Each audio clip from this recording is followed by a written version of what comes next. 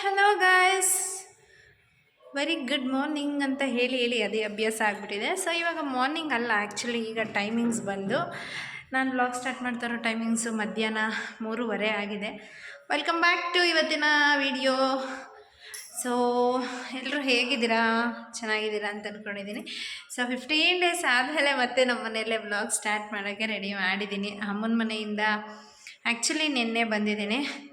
So ಬೆಳಗ್ಗೆಯಿಂದ ಅಂತೂ ಇವತ್ತು ಫುಲ್ಲು ಮನೆಯೆಲ್ಲ ಕ್ಲೀನ್ ಮಾಡಿ ಮಾಡಿ ಮಾಡಿ ಸಾಕಾಗಿದೆ ಇವತ್ತು. ಸೊ ಬೆಳಗ್ಗೆ 7 ಗಂಟೆಗೆ ಮನೆ ಕೆಲಸ ಸ್ಟಾರ್ಟ್ ಮಾಡ್ಕೊಂಡೋಳು ಗೈಸ. ಟೈಮ್ ಬಂದು ಈಗ 3:30-4 ಗಂಟೆ ಆಗಿದೆ. ಇನ್ನೂ ಗಡಿಯಾರ ತಂದಿಲ್ಲ. ಇನ್ನು ತಲೆ ಸ್ನಾನ ಈಗಷ್ಟೇ ಮಾಡಿದ್ದೀನಿ. ಕಂಪ್ಲೀಟ್ ಮನೇಲೆಲ್ಲ ಕ್ಲೀನ್ ಮಾಡಿ ಮನೆ ಕೆಲಸ ಅಂತ ಫುಲ್ಲು ಮುಗಿಸಿದ್ದೀನಿ. ಈಗ ಇನ್ನೇನಿದ್ರು ಅಡುಗೆಗೆ ಇಟ್ಕೋಬೇಕು. ಸೊ ಬೆಳಗ್ಗೆಯಿಂದ ಹೋಟೆಲಲ್ಲೇ ಅಂದರೆ ಬೆಳಗ್ಗೆ ಇಡ್ಲಿ ತರಿಸಿದ್ದೆ. ಸೊ ಅದೇ ತಿನ್ಕೊಂಡ್ವಿ. ಈಗ ಇನ್ನೊಂದೆರಡು ಇಡ್ಲಿ ಇತ್ತು, ನಾನೊಂದು ರಿತಿಕ್ಷಾ ಒಂದು ತಿನ್ಕೊಂಡ್ವಿ. ಇನ್ನು ಮನೆಯಲ್ಲೂ ಕೂಡ ಈಗಷ್ಟೇ ಪೂಜೆ ಮುಗಿಸಿದ್ದೀನಿ. ನೋಡ್ತಾ ಇರ್ಬೋದು, ಪೂಜೆ ಕೂಡ ಸಿಂಪಲ್ಲಾಗಿ ತುಂಬ ಚೆನ್ನಾಗಿ ಮುಗಿಸಿದ್ದೀನಿ. ಸೊ ಮುಂದೆಯಿಂದ ತೋರಿಸ್ತೀನಿ ನೋಡಿ. ಅದೇನೋ ಗೊತ್ತಿಲ್ಲ ಗೈಸ್, ಎಷ್ಟೇ ಸುಸ್ತಾದರೂ ಏನೇ ಸುಸ್ತಾದರೂ ಬಂದ ತಕ್ಷಣ ಈ ಥರ ಮನೇಲಿ ಪೂಜೆ ಮಾಡಿದ್ರೇ ನೆಮ್ಮದಿ ನನಗೆ. ಮನೇಲಿ ಹೆಣ್ಮಕ್ಳು ಮನೇಲಿಲ್ಲ ಅಂದರೆ ಅದನ್ನು ಕಿಚನ್ನೇ ಆಗಲಿ ಯಾವುದೇ ಆಗಲಿ ನೋಡೋದಕ್ಕೆ ಆಗಲ್ಲ. ಎಲ್ಲ ರೆಡಿ ಮಾಡಿ ಇಟ್ಕೊಂಡಿದ್ದೀನಿ. ಸೊ ಈಗ ಅಡುಗೆ ಸ್ಟಾರ್ಟ್ ಮಾಡಬೇಕು. ಅಡುಗೆ ಆ್ಯಕ್ಚುಲಿ ನುಗ್ಗೆಕಾಯಿ ಸಾಂಬಾರು ಮಾಡೋಣ ಅಂತ ಅಂದ್ಕೊಂಡಿದ್ದೀನಿ. ಸೊ 2 ಕಾಯಿ ಸುಲಿದು ಇಟ್ಟಿದ್ದಾನೆ ಲೋಕಿ. ಇನ್ನು ಪಾತ್ರೆ ಎಲ್ಲ ತೊಳೆದು ಇಟ್ಟಿದ್ದೀನಿ. ಏನಿದ್ರು ಅಡುಗೆ ಕೆಲಸ ಶುರು ಮಾಡ್ಕೋಬೇಕು. ಸೊ ಸ್ವಲ್ಪ ಹೊತ್ತು ರೆಸ್ಟ್ ಮಾಡಿಬಿಡೋಣ ಅಂತ ಅಂದ್ಕೊಂಡೆ, ಬಟ್ ಆಗಲಿಲ್ಲ. ಈಗ ಆಲ್ರೆಡಿ 4 ಗಂಟೆ ಆಗ್ತಾ ಬರ್ತಾಯಿದೆ. ಈಗ ಸಂಜೆಗೂ ಮುದ್ದೆ ಮತ್ತು ಸಾಂಬಾರು ಮಾಡಬೇಕು. ಇಲ್ಲ ಅಂದರೆ ಅಷ್ಟೇ, ಲೋಕಿ ಬಂದು ಎಗ್ರ ಆಡ್ಬಿಡ್ತಾನೆ. ಇಲ್ಲಿ ನೋಡ್ತಾ ಇರ್ಬೋದು, ನುಗ್ಗೆಕಾಯಿ ಎಲ್ಲ ಬಿಡಿಸಿಟ್ಟಿದ್ದಾನೆ. ನಾನಂತೂ ಬೆಳಗ್ಗೆಯಿಂದ ಇವತ್ತು ಫುಲ್ಲು ಕೆಲಸ ಮಾಡಿಕೊಂಡು ಏನೋ ಒಂಥರ ಎನರ್ಜಿನೇ ಇಲ್ಲ ಗೈಸ್. ಆ ಥರ ಸುಸ್ತಾದಂಗೆ ಆಗ್ಬಿಟ್ಟಿದ್ದೀನಿ. ಬಟ್ ಆದರೂ ಏನು ಮಾಡೋದು, ಮನೇಲಿ ಮಕ್ಕಳು ಇದ್ದ ಮೇಲೆ ಮಾಡಲೇಬೇಕಾಗತ್ತೆ. ಇನ್ನು ಋತ್ವಿಕ್ ಆ್ಯಕ್ಚುಲಿ ಮನೆಯಲ್ಲೇ ಬಿಟ್ಟು ಬಂದಿದ್ದೀನಿ ನಾನು, ಕರ್ಕೊಂಡು ಬಂದಿಲ್ಲ ಋತ್ವಿಕ್ನ.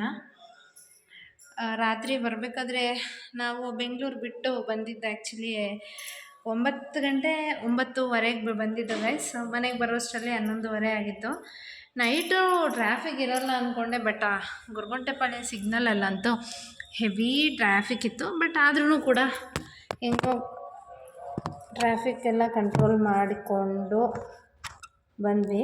ಅದರಲ್ಲೂ ಅಲ್ಲಿ ಬೇರೆ ಒಂದು ಗಾಡಿ ಆ್ಯಕ್ಸಿಡೆಂಟ್ ಆಯಿತು. ಬಟ್ ಏನಂದರೆ ನನ್ನ ಪ್ರಕಾರ ಅಲ್ಲಿ ಆ್ಯಕ್ಸಿಡೆಂಟ್ ಆಗೋ ನೆಸೆಸಿಟಿನೇ ಇರಲ್ಲ ಗೈಸ್. ಆದರೂ ಅರ್ಜೆಂಟಲ್ಲಿ ಹೋಗೋಕ್ಕೆ ಅಂತ ಹೋಗ್ತಾರೆ, ಅವ್ರು ಇವ್ರಿಗೆ ಗುದ್ಕೊತಾರೆ, ಇವ್ರು ಅವ್ರಿಗೆ ಗುದ್ಕೊತಾರೆ. ಗಾಡಿ ಸ್ಕ್ರ್ಯಾಚ್ ಆಯಿತು, ಅವನು ಗಲಾಟೆ ಇವನು ಗಲಾಟೆ, ಈ ಥರ ಆಗಿಬಿಡುತ್ತೆ.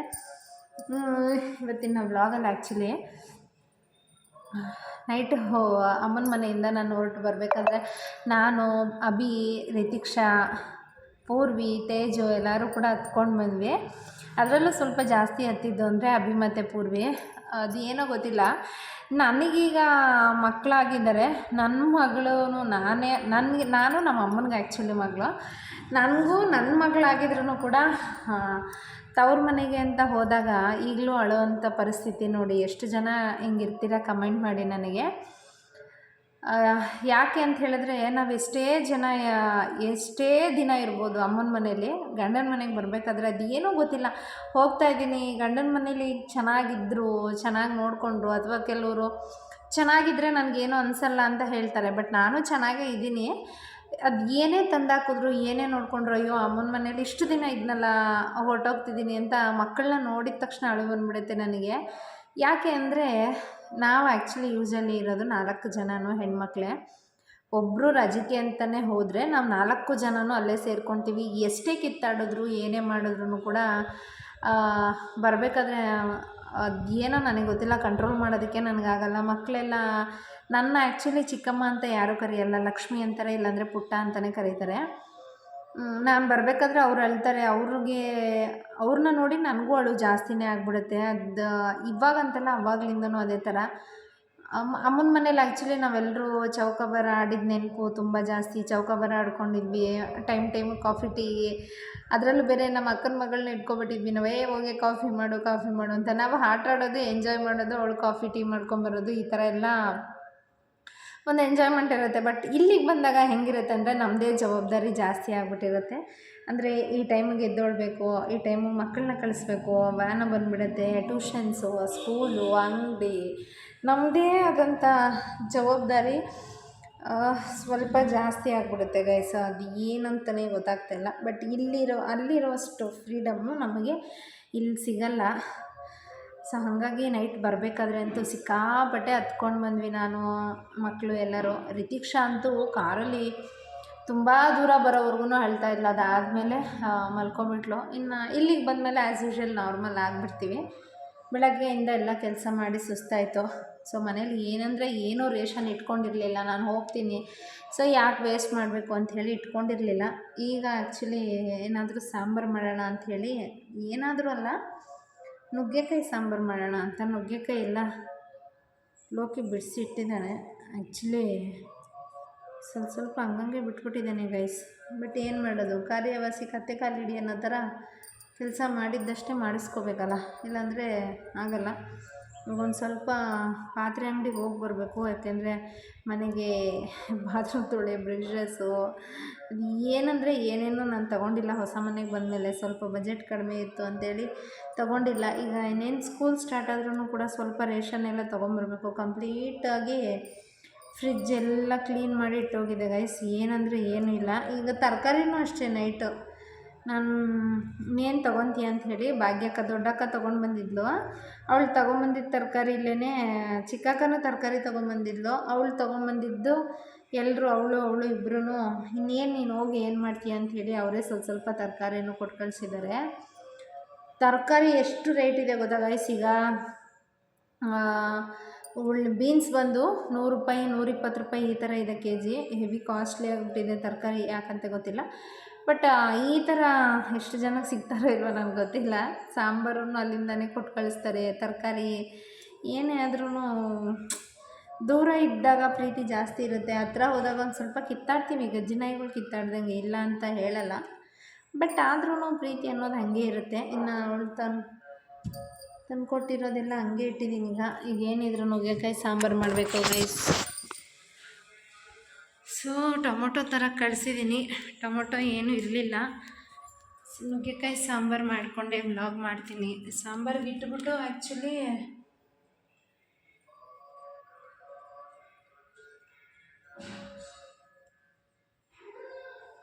ಕೆಲಸ ಮಾಡಬೇಕು. ಆ್ಯಕ್ಚುಲಿ ಅಲ್ಲಿ ಕಿಟಕಿಲಿ ಏನು ಗೊತ್ತಾ ಗೈಸ್, ಒಂದು ಚಿಕ್ಕ ಹುಡುಗಿ ಹೋಗ್ತಾ ಇದ್ದಾಳೆ. ಆ ಹುಡುಗಿ ಏಜು ಒಂದು 16 ಇರ್ಬೋದು. ಏಕೆಂದರೆ ಹೋದ ವರ್ಷ ಅವಳು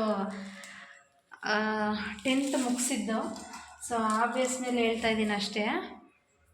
ಪಾತ್ರೆ ಒಳಗಡೆ ಇಟ್ಕೊಬಿಟ್ಟಿದ್ದೀನಿ. ಸೊ ಮೊದಲಿಗೆ ಅವರೆಬೇಳೆ ಹಾಕ್ಕೊಂಡು ಆಲೂಗಡ್ಡೆ ಅವರೆಬೇಳೆ ಎರಡನ್ನೂ ಬೇಯಕ್ಕೆ ಇಟ್ಬಿಡ್ತೀನಿ. ಅದೊಂದು 5 ನಿಮಿಷ ಬೆಂದಮೇಲೆ ನುಗ್ಗೆಕಾಯಿ ಹಾಕ್ಕೊಂಡು ಬೆಂದ್ಬಿಟ್ಟು ಮಸಾಲೆ ರುಬ್ಕೊಬಿಟ್ರೆ ಸಾಂಬಾರು ರೆಡಿ ಆಯಿತು ಗೈಸ್. ಸಂಜೆ ಬಂದು ಸ್ವಲ್ಪ ಮುದ್ದೆ ಮಾಡಿಕೊಂಡ್ರೆ ಮುಗೀತು. ಈಗ ಅಲ್ಲಿವರೆಗೂ ರೆಸ್ಟ್ ತೊಗೊಂಬಿಟ್ರೆ ಸಾಕಪ್ಪ ಅನಿಸ್ಬಿಟ್ಟಿದೆ. ಇನ್ನು ನಾಳೆ ವ್ಲಾಗಲ್ಲಿ ಆ್ಯಕ್ಚುಲಿ ಬೆಂಗಳೂರಿಂದ ಏನೇನು ತಂದಿದ್ದೀನಿ, ಏನೇನು ಶಾರ್ಟೇಜ್ ಆಗಿತ್ತು ಅನ್ನೋದನ್ನು ಕಂಪ್ಲೀಟಾಗಿ ನಾಳೆ ವ್ಲಾಗಲ್ಲಿ ಶೇರ್ ಮಾಡ್ತೀನಿ. ಯಾಕೆಂದರೆ ಇವತ್ತೆಲ್ಲ ಕ್ಲೀನ್ ಮಾಡೋದು ಕೆಲಸ ಆಯಿತಲ್ಲ, ಹಾಗಾಗಿ ನಾವು ಅವರೇ ಬೇಳೆ ಬೇಯಕ್ಕೆ ಇಟ್ಕೊಂಡು ಸಾಂಬಾರು ಮಾಡಿಬಿಟ್ರೆ ಈಸಿ ಆಗುತ್ತೆ. ಯಾಕೆಂದರೆ ಅದು ಇದು ಎರಡು ಒಟ್ಟೊಟ್ಟಿಗೆ ಮಾಡ್ಕೊಂಡಿರ್ಬೇಕಾಗುತ್ತೆ. ಅಡುಗೆಗೂ ಆಮೇಲೆ ಇನ್ನೊಂದು ಏನಂದರೆ ಫಿಲ್ಟ್ರ್ ನೀರೇ ಯೂಸ್ ಮಾಡ್ಕೊತೀನಿ. ಸರಿ ಗೈಸ್, ಇನ್ನು ಅಲ್ಲಿ ಬೇಳೆ ಮತ್ತು ನುಗ್ಗೆಕಾಯಿ, ಆಲೂಗಡ್ಡೆ ಎಲ್ಲ ಬೇಯಕ್ಕೆ ಇಟ್ಬಿಟ್ಟು ಮಿಕ್ಸಿಗೆ ರೆಡಿ ಮಾಡ್ಕೊಳ್ಳೋಣ ಅಂಥೇಳಿ ಮಾಡ್ಕೊತಾ ಇದ್ದೀನಿ. ಸೊ ಮಿಕ್ಸಿಗೆ ಏನೇನು ಬೇಕೋ ಕಂಪ್ಲೀಟಾಗಿ ಎಲ್ಲ ರೆಡಿ ಮಾಡ್ಕೊಂಡಿದ್ದೀನಿ. ಬಟ್ ಕಾಯಿ ಇರಲಿಲ್ಲ. ಸೊ ನನಗೆ ಕುತ್ಕೊಂಡೆಲ್ಲ ತುರಿಯೋಕ್ಕಾಗಲ್ಲ ಅಂಥೇಳಿ ಲೋಕಿ ಕಾಯಿ ತುರಿದು ಕೊಡ್ತಾ ಇದ್ದಾನೆ. ಇನ್ನು ಕಾಯಿ ತುರಿದು ಕೊಟ್ಕೊಂಡ್ಮೇಲೆ ಸೊ ಸಾಂಬಾರಿಗೂ ಕೂಡ ಎಲ್ಲ ರೆಡಿ ಮಾಡಿಕೊಂಡು ರುಬ್ಬೋಣ ಅಂತ ಹಾಕ್ತಾಯಿದ್ದೀನಿ. ಇನ್ನು ಮಸಾಲೆ ಹಾಕಿಬಿಟ್ರೆ ಇನ್ನು ಒಗ್ಗರಣೆ ಹಾಕೋದು ಒಂದೇ ಬಾಕಿ ಇರೋದು. ನಾವು ಏನೇನು ಹಾಕ್ತೀನಿ ಅಂತ ಈಗಾಗಲೇ ತೋರಿಸಿದ್ದೀನಿ ನಿಮಗೆ. ಅಡುಗೆ ಮನೇಲಿ ಆ್ಯಕ್ಚುಲಿ ಅಡುಗೆ ಮಾಡೋದಕ್ಕಾಗ್ತಾಯಿಲ್ಲ, ಆ ರೇಂಜಿಗೆ ಗಾಳಿ ಬರ್ತಾಯಿದೆ. ಸೊ ಗ್ಯಾಸ್ ಕಿಟಕಿ ಓಪನ್ ಮಾಡಿಕೊಂಡ್ರೆ ಸಿಲ್ಲೂ ಬರೋಲ್ಲ ಗಾಳಿ, ಆ ರೇಂಜಿಗೆ ಗಾಳಿ ಬರ್ತಾಯಿತ್ತು. ಸೊ ಹಂಗಾಗಿ ಅದನ್ನು ಆಫ್ ಮಾಡಿದ್ದೀನಿ. ನಾವು ನುಗ್ಗೆಕಾಯಿ ಬೇಳೆ ಎಲ್ಲ ಬೇಯಿಸ್ಕೊಂಡಿದ್ದೀನಿ, ಬೇಯ್ತಾ ಇದೆ. ಇಲ್ಲಿ ಮಸಾಲೆನೂ ಕೂಡ ರೆಡಿ ಮಾಡಿದ್ದೀನಿ. ಇನ್ನೇನು ಇದನ್ನು ಹಾಕಿ ಒಂದು ಸೈಡಿಗೆ ಒಗ್ಗರಣೆ ಇಟ್ಕೊಂಡ್ರೆ ಸಾಂಬಾರು ಕತೆ ಮುಗೀತು ಗೈಸ್. ಸೊ ಅದು ಅದ್ರ ಪಾಡಿಗೆ ಅದು ಬೇಯ್ತಾ ಇದೆ ಗೈಸ್. ಇಲ್ಲೊಂದು ಸೈಡ್ ಸಪ್ರೇಟಾಗಿ ಒಗ್ಗರಣೆ ಹಾಕೊಂಡ್ಬಿಟ್ಟು ಮಸಾಲೆ ಹಾಕಿಬಿಟ್ರೆ ಸಾಂಬಾರು ಕತೆ ಮುಗೀತು. ಮಾಡಬಾರ್ದು ಅಡುಗೆ ಅಂದ್ಕೊಂಡಿದ್ದೆ ಆ್ಯಕ್ಚುಲಿ, ಬಟ್ ಆದರೆ ಏನು ಮಾಡೋದು, ಮಕ್ಕಳಿರೋ ಮನೇಲಿ ಮಾಡಲೇಬೇಕಾಗುತ್ತೆ.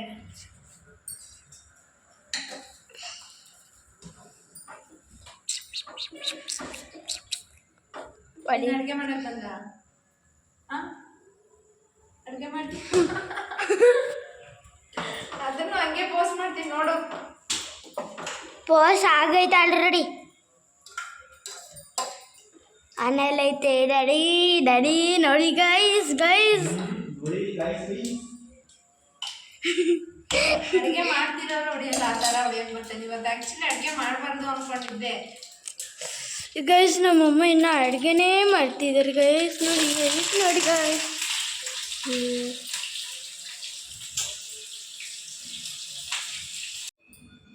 ಸಾಂಬಾರಿಗೆ ಮಸಾಲೆ ಎಲ್ಲ ಹಾಕಿ ಫೈನಲ್ ಸಾಂಬಾರು ಕುದಿಯಕ್ಕೆ ಇಟ್ಟಿದ್ದೀನಿ. ಇದಕ್ಕೆ ಈಗ ಇನ್ನೇನು ಒಗ್ಗರಣೆ ಹಾಕೋಬೇಕು. ಒಗ್ಗರಣೆಗೂ ಕೂಡ ಆಲ್ರೆಡಿ ಇಲ್ಲೆಲ್ಲ ರೆಡಿ ಮಾಡಿ ಇಟ್ಟಿದ್ದೀನಿ. ಸೊ ಒಗ್ಗರಣೆ ಹಾಕಿರೋದನ್ನು ಇದಕ್ಕೆ ಬಟ್ಟಿಸ್ಬಿಟ್ರೆ ಸೂಪರ್ ಟೇಸ್ಟ್ ಆಗಿರೋದು ನುಗ್ಗೆಕಾಯಿ ಸಾಂಬಾರು ರೆಡಿ ಆಗಿದೆ. ಯಾರು ನೆನೆಸ್ಕೊಳ್ತಾ ಇದ್ದಾರೋ ಗೊತ್ತಿಲ್ಲ, ಸಿಕ್ಕಾಪಟ್ಟೆ ಬಿಟ್ಟಕ್ಕೆ ಬರ್ತಾಯಿದೆ. ಮೋಸ್ಟ್ಲಿ ನಮ್ಮ ಮನೆಯವರು ನೆನೆಸ್ಕೊಳ್ತಾ ಇರ್ತಾರೆ. ಈಗ ಇನ್ನೇನು ಕೆಲಸ ಅಂತೂ ಎಲ್ಲ ಮುಗ್ದಿದೆ ಗೈಸ್. ಬಿಸಿ ಬಿಸಿ ಒಂದು ಲೋಟ ಕಾಫಿ ಮಾಡ್ಕೊಂಬಿಟ್ಟು ಪ್ರಶಾಂತವಾಗಿ ಕುಡಿದ್ಬಿಟ್ರೆ ಯಾರು ಅಮ್ಮನೇ ನೆನೆಸ್ಕೊಳ್ತಾ ಇರ್ತಾರೆ. ಸಾಂಬಾರಂತೂ ಸೂಪರ್ ಸ್ಮೆಲ್ ಬರ್ತಾಯಿದೆ. ಸೊ ಅದ್ರ ಪಾಡಿಗೆ ಅದು ಈಗ ಇನ್ನೇನು ಅದು ಕೂಡ ಬೇಯಕ್ಕೆ ರೆಡಿ ಆಗುತ್ತೆ. ಇನ್ನೊಂದು ಸ್ವಲ್ಪ ಆ್ಯಕ್ಚುಲಿ ಇರೋ ಬರೋ ಪಾತ್ರೆ ಎಲ್ಲ ತೊಳ್ಕೊಂಬಿಟ್ರೆ ಜಾಸ್ತಿ ಏನಿಲ್ಲ. ಇದು ಮಿಕ್ಸಿ ರುಬ್ಬಿದ್ದೀನಲ್ಲ ಅದಷ್ಟು ಮಾತ್ರ ಇದೆ. ಸೊ ಹಾಲು ತರಿಸಿ ಕಾಫಿ ಮಾಡ್ಕೊಂಡು ಕುಡಿದ್ರೆ ಇವತ್ತಿನ ಕತೆ ಮುಗಿಯುತ್ತೆ. ಇದೇನೋ ಗೊತ್ತಿಲ್ಲ ಗೈಸ್, ನನಗೆ ಮನೆ ಕ್ಲೀನಾಗಿಲ್ಲ ಅಂದರೆ ಸಮಾಧಾನನೇ ಆಗಲ್ಲ. ಅಮ್ಮ ಮೋಸ್ಟ್ಲಿ ನೆನೆಸ್ಕೊತ ಇರ್ಬೋದು, ಅಮ್ಮ ಅಕ್ಕ ಯಾರು ನೆನೆಸ್ಕೊತಾ ಇರ್ತಾರೋ ಗೊತ್ತಿಲ್ಲ. ಒಟ್ಟಿನಲ್ಲಿ ನಮ್ಮ ಮನೆಯವರೇ ನೆನೆಸ್ಕೊತಾ ಇರ್ತಾರೆ. ಬಿಟ್ಟಕ್ಕೆ ಅಂತೂ ನಿಲ್ತಾ ಇಲ್ಲ. ಅದ್ರ ಪಾಡಗದು ಬಿಟ್ಟಕ್ಕೆ ಬರ್ತಾನೆ ಇದೆ. ಪ್ರತೀಕ್ಷಾ ಹಾಲು ತರಕೋದ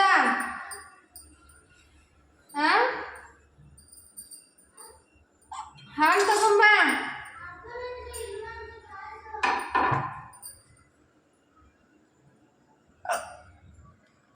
ಗೈಸ್ ಈಗಷ್ಟೇ ಎಲ್ಲ ಕೆಲಸ ಮುಗಿಸಿ ಲೋಕಿ ಕಾಫಿ ಮಾಡ್ಕೊಂಬಂದು ಕೊಟ್ಟಿದ್ದಾನೆ ಗೈಸ್. ಬಿಸಿ ಬಿಸಿ ಕಾಫಿ ಕುಡ್ದು ತಣ್ಣಗೆ ಒಂದು ಸ್ವಲ್ಪ ಹೊತ್ತು ಮಲ್ಕೋಬೇಕು. ಮಲ್ಗೋಕ್ಕಾಗಲ್ಲ, ಇನ್ನೇನು ಮುದ್ದೆನೂ ಮಾಡ್ಕೋಬೇಕು ಅಡುಗೆಗೆ. ಇನ್ನು ರಿತಿಕ್ಷಂಗೆ ಆ್ಯಕ್ಚುಲಿ ಹಾಲು ಕೊಟ್ಟಿದ್ದಾರೆ ಅವರಪ್ಪ, ಅಲ್ಲಿ ಇಟ್ಟಿದ್ದಾನೆ, ಆರಕ್ಕೆ ಇಟ್ಟಿದ್ದಾರೆ. ರಿತಿಕ್ಷಾ ಯಾರಪ್ಪ ಕಾಫಿ ಮಾಡಿಕೊಟ್ಟಿದ್ದೀವತ್ತು? ಯಾರು ಇವತ್ತು ಕಾಫಿ ಮಾಡಿದ್ದು? ಹೆಂಗೆ ಮಾಡಿದ್ದು ನೋಡು, ಸಕ್ಕರೆ ಎಲ್ಲ ಕರೆಕ್ಟಾಗಿ ಹಾಕೈತಾ ಅಂತ. ಸೊ ನಂತರ ಯಾರ್ಯಾರೋ ಕಾಫಿ ಟೀಲಿ ಬಂದು ತಿನ್ನೋ ಲವರ್ಸ್ ಇದ್ದೀರಾ, ನನ್ನ ಮಗಳ ಥರ ಯಾರು ರಸ್ಕ್ ತಿನ್ನೋ ಲವರ್ಸ್ ಇದ್ದೀರಾ? ಸೊ ಕಮೆಂಟ್ ಮಾಡಿ. ಈ ಸತಿ ಚೆನ್ನಾಗಿ ಹೋದ ಕೊಡಿಸ್ತೀನಿ ಅನ್ನಲ್ಲ. ನೀನೇನು ಮಾರ್ಕ್ಸ್ ತೆಗೆದಿದ್ದಾನೆ, ನೀನೇನು ಕೇಳಿದಿದ್ದಾನೆ, ನಿನಗೆ ಸುಮ್ಮನೆ ಕೊಡಿಸ್ಬಿಡ್ತಾರಾ?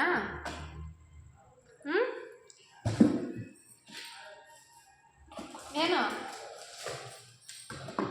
ತಂದೆ ಈ ಸತಿ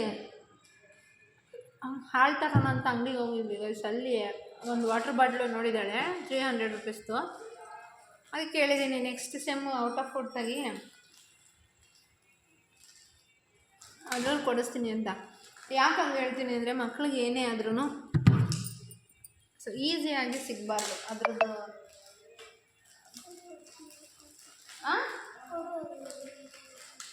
ಏನು ಇಟ್ಕೊತೀಯ? ಅದು ಚೆಲ್ಲಕ್ಕೆ ಹೆಂಗೆ ಇಟ್ಕೊ. ಸೊ ಅದ್ರದ್ದು ಕಷ್ಟ ಏನು ಅನ್ನೋದು ಗೊತ್ತಾಗಬೇಕು, ಹಾಗಾಗಿ ಅದನ್ನು ಕೊಡಿಸ್ಲಿಲ್ಲ ಅಷ್ಟೇ. ಇವತ್ತಿನ ವ್ಲಾಗ್ ಇಲ್ಲಿಗೆ ಮುಗಿಸ್ತಾ ಇದ್ದೀನಿ ಗೈಸ್. ವಿಡಿಯೋ ಇಷ್ಟ ಆಗಿದೆ ಲೈಕ್ ಮಾಡಿ, ಶೇರ್ ಮಾಡಿ. ಅದಕ್ಕೂ ಮುಂಚೆ ಇನ್ನೊಂದು ಮಾತು ಹೇಳಬೇಕು ಅಂತ ಅಂದ್ಕೊಂಡೆ. ನಮ್ಮ ಹೆಣ್ಮಕ್ಳ ಜೀವನ ಹೆಂಗೆ ಅಂದರೆ, ನಾವೇನೇ ಆಸೆ ಪಟ್ಟು ಅವ್ರ ಮನೆಗೆ ಹೋದ್ರೂ ಕೂಡ ರಿಟರ್ನ್ ಇಲ್ಲಿಗೆ ಬರಲೇಬೇಕು ಅಂತ ಅದನ್ನ ಬರೆದ್ಬಿಟ್ಟಿದ್ದಾನೆ. ಅದು ಯಾಕೆ ಗಂಡ್ಮಕ್ಳಿಗಿಲ್ಲ ಅನ್ನೋದೊಂದು ಫೀಲು. ಸೊ ನಾವಲ್ಲೇ ಇದ್ದು ಗಂಡ್ಮಕ್ಳು ಬಂದು ಹೋಗೋ ಥರ ಇದ್ದಿದ್ರೆ ಎಷ್ಟು ಚೆನ್ನಾಗಿರೋದಲ್ವ. ಗಂಡ್ಮಕ್ಳು ಇರೋವ್ರ ಮನೇಲಿ ಓಕೆ, ಹೆಣ್ಮಕ್ಳು ಬರೀ ಹೆಣ್ಮಕ್ಳು ಇರ್ತಾರಲ್ಲ ಅವ್ರ ಮನೇಲಿ ಎಲ್ಲ ಮಕ್ಕಳು ಈ ಥರ ಗಂಡನ ಮನೆಗೆ ಹೋಗ್ಬಿಟ್ರೆ ತಂದೆ ತಾಯಿನ ಯಾರು ನೋಡ್ಕೊಳೋರು ಇರ್ತಾರಲ್ವ. ಸೊ ಆ ಮೂಮೆಂಟ್ನ ಒಂಥರ ಬೇಜಾರಾಗುತ್ತೆ. ಹೋಗುವಾಗಿರೋ ಖುಷಿ ಬರುವಾಗಿರಲ್ಲ. ಎಲ್ಲ ಗರ್ಲ್ಸ್ಗೂ ಇದು ಎಕ್ಸ್ಪೀರಿಯೆನ್ಸ್ ಆಗಿರುತ್ತೆ ಅಂತ ಅನಿಸುತ್ತೆ. ಆಮೇಲೆ ಇನ್ನೊಂದು ಏನು ಗೊತ್ತಾ, ಯಾರೂ ಅಷ್ಟು ಜಾಸ್ತಿ ಹಚ್ಕೊಳಕ್ಕೆ ಹೋಗ್ಬೇಡಿ. ಹಚ್ಕೊಳಕ್ಕೆ ಹೋದಷ್ಟು ಜಾಸ್ತಿ ನೋವು ಅಂತ ಈ ಥರ ಗಂಡನ ಮನೆಯವರು ನಮ್ಗೆ ಹೇಳ್ಕೊಡ್ತಾ ಇರ್ತಾರೆ. ಬಟ್ ಆದರೆ ಅವ್ರು ಏನೇ ಮಾಡಿದ್ರು ನಾವು ಯಾರನ್ನ ನಂಬ್ಕೋಬೇಕು, ಯಾರನ್ನ ನಂಬ್ಕೋಬಾರ್ದು, ಯಾರನ್ನ ಆಸೆ ಪಡಬೇಕು, ಯಾರನ್ನ ಆಸೆ ಪಡಬಾರ್ದು ಅನ್ನೋದು ನಮ್ಮ ಮನಸ್ಸಲ್ಲಿ ಇದ್ಬಿಟ್ಟಿರುತ್ತೆ. ಕೆಲವ್ರು ನಮ್ಗೆ ಹೇಳೋದು, ನೀವು ಯಾವಾಗಲೂ ಹೋಗಲ್ಲಿರ್ತೀರ, ನೀವು ಎಷ್ಟೇ ದಿನ ಇದ್ರೂ ಏನೇ ಮಾಡಿದ್ರು ಗಂಡನ ಮನೆಗೆ ಬರಬೇಕು, ಆ ಸಂಪತ್ತಿಗೆಲ್ಲ ಯಾಕೆ ಹೋಗ್ತೀರಾ, ಈ ಥರ ಎಲ್ಲ ಮಾತಾಡ್ತಾರೆ. ಅವ್ರಿಗೇನು ಗೊತ್ತು ತಾಯಿ ಪ್ರೀತಿ, ಅಕ್ಕ ತಂಗಿದಿರ ಪ್ರೀತಿ. ಯಾರು ಹಂಗೆ ಹೇಳ್ತಾರೋ ಅವ್ರು ನಿಜವಾಗ್ಲೂ ಆ ಪ್ರೀತಿಲಿ ಇರಲ್ಲ ಅಂತ ನನಗೆ ಅನಿಸುತ್ತೆ. ಯಾಕಂದರೆ ಅವರು ಕಾಟಾಚಾರಕ್ಕೆ ಇರ್ಬೋದೇನೋ, ಬಟ್ ನಾವು ಹಾಗಲ್ಲ. ನಾವು ಎಷ್ಟೇ ಕಿತ್ತಾಡಿದ್ರು, ನಾವು ಹೆಂಗೆ ಮಾಡಿದ್ರು ಅಕ್ಕ ತಂಗಿದಿರೆಲ್ಲ ಒಟ್ಟಿಗೆ ಇರ್ತೀವಿ, ಎಂಜಾಯ್ ಮಾಡ್ತೀವಿ, ಚೌಕ ಬರ ಹೊಡ್ಕೊಂಡು ಫುಲ್ ಎಂಜಾಯ್. ಹೆಂಗಿತ್ತು ರೀಕ್ಷಾ ಬೆಂಗಳೂರು? ಏನೇನು ಎಂಜಾಯ್ ಮಾಡಿದೆ ನೀನು?